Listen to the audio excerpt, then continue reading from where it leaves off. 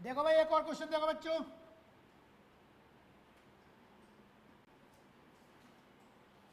यहां पर गौर करें। यहां पर देखो एक ये लिफ्ट है, लिफ्ट, लिफ्ट में एक ये ब्लॉक लटका हुआ है स्ट्रिंग से, इसका मास m है। ये पूरी लिफ्ट ऊपर को जा रही है ए एक्सक्लेशन से। बताओ, डायग्राम बना लिया? लिख इसमें, if lift is start from rest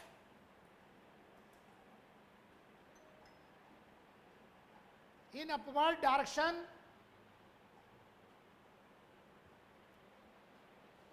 with an acceleration a, with an acceleration a,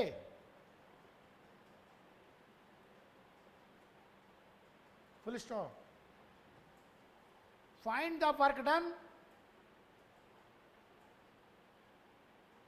in first t second, in first t second number 1, in t second number 1 by the tension on the block, by the tension on the block. Number 2, by the gravity on the block, by the gravity on the block.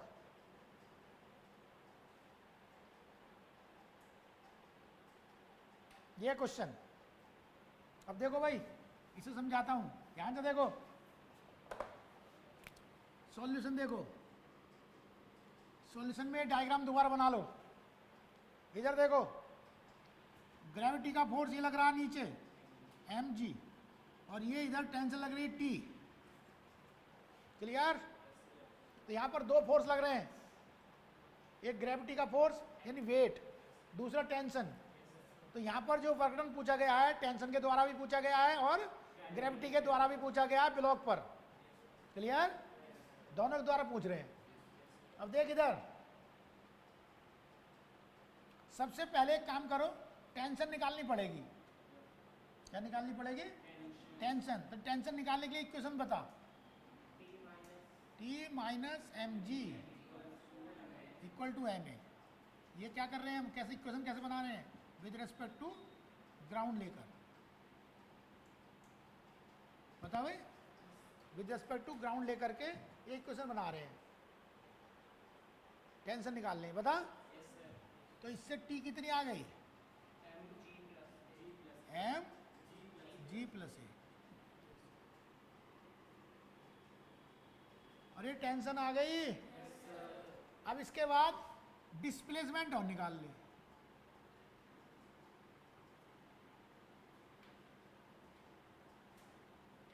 S equal to rest से start हुई है तो हो जाएगी half A T square. बता भाई कितनी हो जाएगी? Half A T square. जितनी लिफ्ट चलेगी उतना ही ब्लॉक चलेगा। क्लियर? अब work done by tension on the block, on the, कितना हो जाएगा? T S cos 0। देख इधर, टेंशन ऊपर को है, ब्लॉक भी ऊपर जा रहा है, ब्लॉक भी ऊपर जा रहा है। बता भाई, तो एंगल हो गया 0। टी की वैल्यू एम जी प्लस ए और S half A T square. ये इसका answer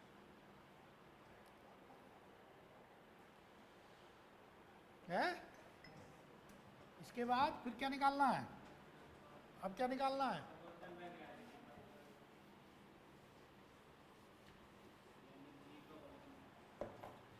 work done by gravity, work done by on the block.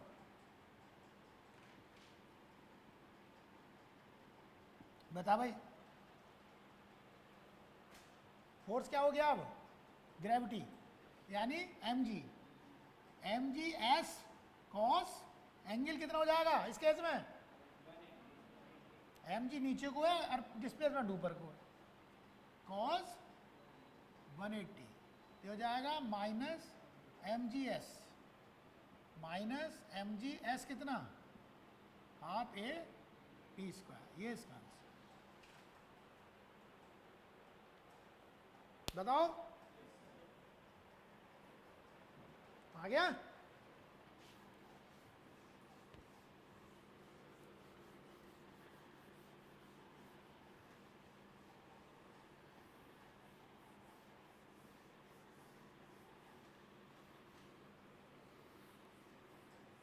देखो भाई एक और क्वेश्चन देखो,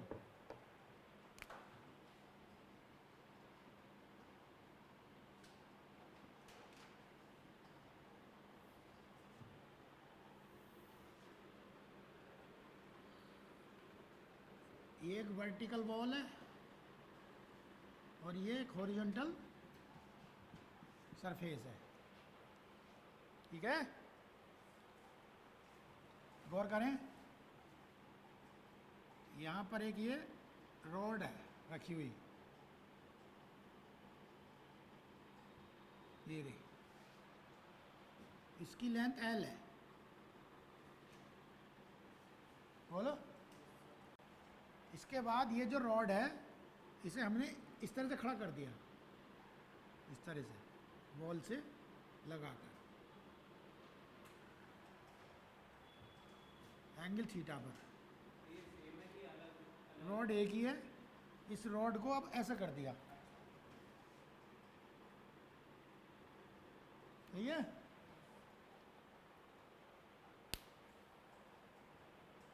बताओ,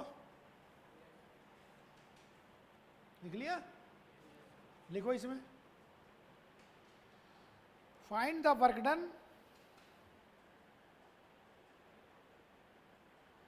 by the gravity when rod is put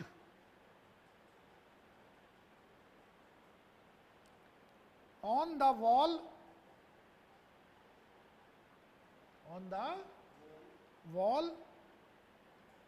as shown in figure,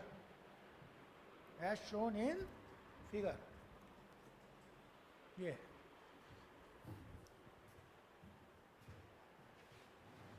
बताओ कैसे करेंगे? अब देखो, गौर करो, नहीं अब धैर्य समझो, इधर देख। अब बात कर रहे हैं ग्रेविटी की, ग्रेविटी के द्वारा वर्क डन। बोल, ग्रेविटी कहाँ लगता है? CG पर, सेंटर ऑफ ग्रेविटी पर। इस CG को G मान लिया तो यहां पर वेट एक्ट करेगा, यहां पर ग्रेविटी लगेगी। बॉडी का वेट कहाँ लगता है? CG पर, और ये फोर्स है, तो ये जो CG होता है ये इसका पॉइंट ऑफ एप्लीकेशन है वेट का। क्या है ये? Point of application. अब जब इसे आपने इस तरह से खड़ा कर दिया रॉड को, तो इसका जो CG है अब G डैश इस जगह आ जाएगा, तो अब वेट यहाँ लगेगा। वेट लगेगा हमेशा नीचे को ही, वेट हमेशा कैसे लगेगा? नीचे को। हाँ भाई, तो CG पहले यहां था, अब यहां आ गया, तो ये वेट का पॉइंट ऑफ एप्लीकेशन है, यानी पॉइंट ऑफ एप्लीकेशन यहां से यहां शिफ्ट हो गया, तो डिस्प्लेसमेंट इसका ये हुआ। बोल, तो डिस्प्लेसमेंट निकाल लो और ये एंगल निकाल लो, तो फॉर्मूला लगाकर सॉल्व कर सकते हो। अब इधर देखा, समझ में आई? डिस्प्लेसमेंट ये हो गया, ये एंगल निकल जाएगा, फिर ये पूरा एंगल निकल जाएगा डिस्प्लेसमेंट और वेट के बीच का, फिर ये वर्क डन निकल जाएगा। बता, मगर ये मेथड बहुत हार्ड पड़ेगा, ठीक है? तो तुझे जो है ये वाला फॉर्मूला लगाना चाहिए, इससे ज़्यादा बढ़िया सॉल्व होगा। Work done by gravity equal to, ये फॉर्मूला होता है ना F इंटू एस पैरेलल, ये लगाओ। क्लियर? अब इधर गौर कर, फोर्स की जगह तो mg रख देगा, बोल। और एस पैरेलल, देख इधर, डिस्प्लेसमेंट फोर्स के पैरेलल, गौर कर, फोर्स लग रहा है नीचे को, परंतु तुझे मालूम है ये ऊपर को शिफ्ट हुआ है, तो ऊपर की डायरेक्शन में यानी फोर्स के अपोजिट डायरेक्शन में डिस्प्लेसमेंट मालूम है, कितना हो जाएगा, ये देख, ये देख, ये L/2 है, ये तो ये लेंथ कितनी हो जाएगी, L/2 cos थीटा इतनी, और ये L/2 sin थीटा। तो CG जो है फोर्स के अपोजिट डायरेक्शन में कितना ऊपर उठा, L/2 sin थीटा, फोर्स नीचे को है ना, तो फोर्स की डायरेक्शन में क्या हो जाएगा, एस पैरेलल क्या हो जाएगा, फिर माइनस में हो जाएगा, माइनस L/2 sin थीटा। तो ये इसका आंसर हो गया, minus mgl sin θ/2।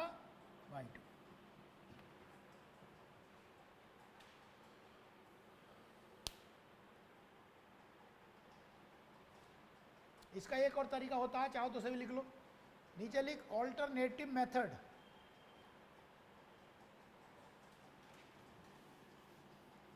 Alternative method,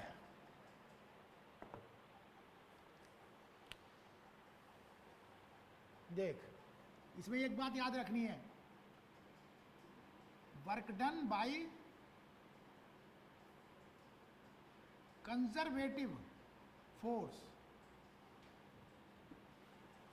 work done by conservative force, अगर कहीं भी कंजर्वेटिव फोर्स हो करेगा उसके द्वारा वर्क डन निकालना है, तो देख एक अलग से याद रखना फॉर्मूला, ये माइनस डेल्टा यू के बराबर होता है, माइनस, और कंजर्वेटिव फोर्स कौन कौन से होते हैं, जैसे ग्रेविटी होता है, इलेक्ट्रोस्टैटिक होता है, मैग्नेटिक होता है, ये सब क्या होते हैं, कंजर्वेटिव। फ्रिक्शन नहीं होता कंजर्वेटिव, अभी स्पेशली बाद में पढ़ाया जाएगा, अभी ये कॉन्सेप्ट आगे आएगा, फिलहाल मैं इसका ऑल्टरनेटिव मेथड बता रहा हूँ, समझ में आ रही है। अगर कहीं कंजर्वेटिव फोर्स है उसके द्वारा वर्क डन निकालना है तो उसे माइनस डेल्टा यू के बराबर कर देना, यानी negative value of change in potential energy, clear. और चेंज इन पोटेंशियल एनर्जी कैसे निकालेंगे, अगर ऊपर जा रहा है तो पॉजिटिव, नीचे जा रहा है तो नेगेटिव, जितनी जितनी बढ़ जाती है वो चेंज इन पोटेंशियल एनर्जी है, बता करके बताऊं। वर्क डन बाय ग्रेविटी, तो फॉर्मूला हो गया माइनस डेल्टा यू। अब ये समझ, देख इधर, ये बॉडी शुरू में यहां रखी है और फिर ये इतनी ऊपर पहुंच गई, बोल, तो इसकी पोटेंशियल एनर्जी कितनी बढ़ गई, ऊपर गया तो बढ़ी, तो डेल्टा यू प्लस में लेनी पड़ेगी, फॉर्मूला होता है mgh, तो मास हो गया है जी, h कितनी हो जाएगी, कितना ऊपर गया, L/2 sin थीटा, तो ये आंसर आ गया, minus mgl sin θ/2। Potential energy वगैरह अभी आगे पढ़ोगे, फिलहाल मैंने यहीं पर बता दिया है इसे, मैंने फिर बाद में ध्यान आए या ना आए इसलिए पहले ही बता दिया, clear. Work done by gravity निकालने का बहुत शानदार तरीका है ये, बिना फॉर्मूले के ये डायरेक्ट कर देगा ऐसे ही, तो नीचे होता तो इस जगह माइनस रखता। डेल्टा यू क्या है, चेंज इन पोटेंशियल एनर्जी, जब ऊपर जाते हो तो बढ़ती है इसलिए प्लस लेते हो, चेंज पॉजिटिव हो गई, जब नीचे जाते हो तो घटती है तो चेंज नेगेटिव हो गई, इस तरह से, क्लियर। बता भाई,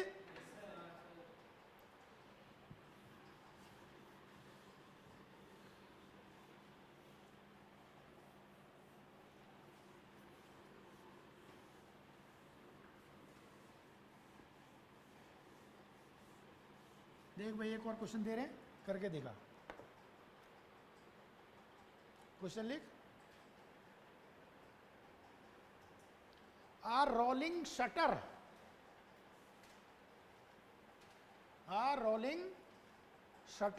of mass small m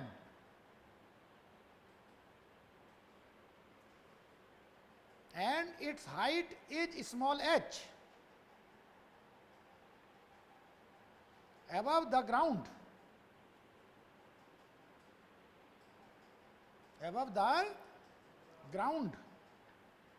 is pulled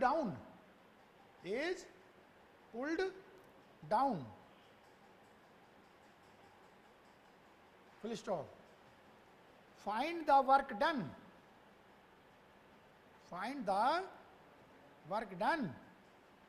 by the gravity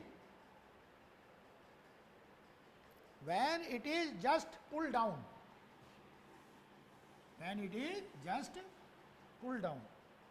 बताओ भाई, अब समझते हैं क्वेश्चन। देखो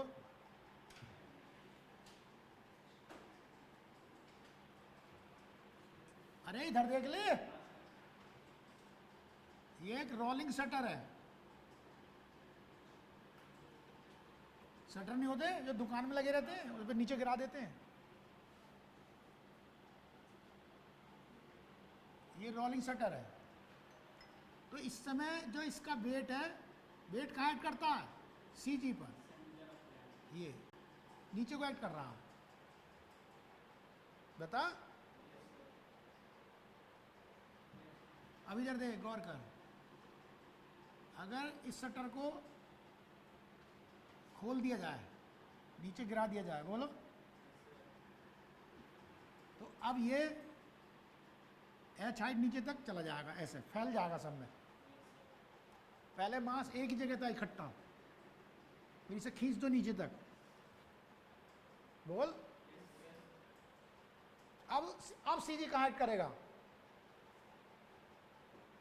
अब CG करेगा इसके बीच में एक्ट।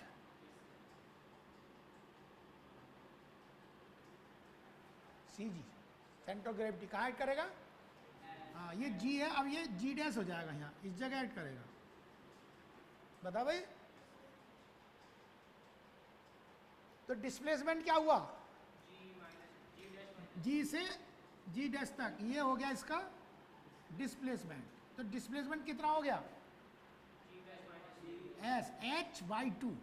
ये बीच में, ये मिडिल में होता है, बॉडी के मिडिल में होता है। तो वर्क डन बाय ग्रेविटी, हाँ भाई, तो वर्क डन बाय ग्रेविटी क्या हो जाएगी?